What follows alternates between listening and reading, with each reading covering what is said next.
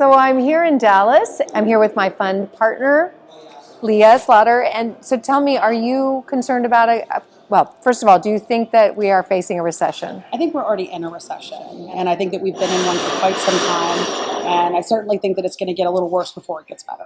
Why would you say that when we've actually seen job growth? You know, this is probably the most interesting recession in history because it came from such a manufacturing of extra money circulating in the market. And in reality, I think we're in a recession just because of rates. I think what they've done with rates is going to decimate so many things that we've kind of created a quasi-recession, but they can't stop the fact that we have this extra amount of jobs that there's not people to work. They can't stop the fact that we have a housing shortage. And so there's going to be sectors that are going to look like a recession and sectors that are going to remain resilient through it all, I think. Well, then, typically they define a recession as two negative GDP quarters. But how would you define it then? I think that for me, it's about what we're seeing with new growth in the country, not just in GDP, but how many businesses are hiring, how many businesses are able to grow, are they able to get capital to expand? And I think that's where we're seeing the problem right now. And I also look at the fact that we don't have people able to buy homes right now. So, you know, again, things look like a recession. It's kind of a recession. It's kind of not. I think in a way we have to redefine what a recession is because we've kind of gone back to the drawing board. How are you personally planning for a recession? So I've been buying real estate like crazy, as you know, and that doesn't sound like planning for a recession.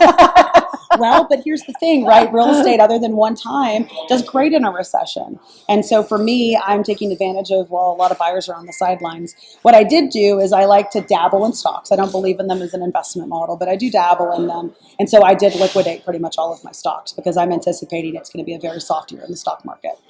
For a lot of people, the last recession was a housing recession. So when you say that most recessions don't affect real estate, people are like, what are you talking about? But what do you mean by that? So in the last 73 years, we've only had 6 years where housing didn't appreciate. And that includes multiple recessions. And so when we look at what happened in the crisis of 2006, 2007 and on, this was really an inventory crisis and, you know, false lending. We were giving anyone a loan no matter whether they qualified or not.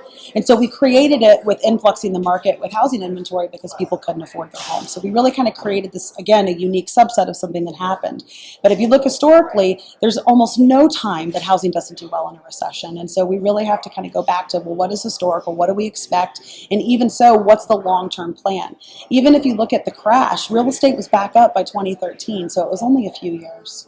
So when you say real estate, or when you say housing, are you talking about single family, multifamily? What do you mean by that? So I personally own a little bit of everything, as you know, but I only believe in single family. And so I've been focusing, and when I say single family, I'm talking 1 to 4, right? So things that are not multifamily. And so that's what I've been buying up nonstop. So like I have a duplex that's closing next week. I just closed on a couple single families, and plus everything that we're putting into our fund as well. So for me, it's about what is going to have the best quality tenant, the longest term tenant, and be the most resilient because it has the most necessity. And especially here in Texas, we're not really accustomed to dense housing. And so people that are moving here from New York and California and these places, they really want space. They want backyards. They want dogs. And so for us, single family fits that bill the best for protection in recession.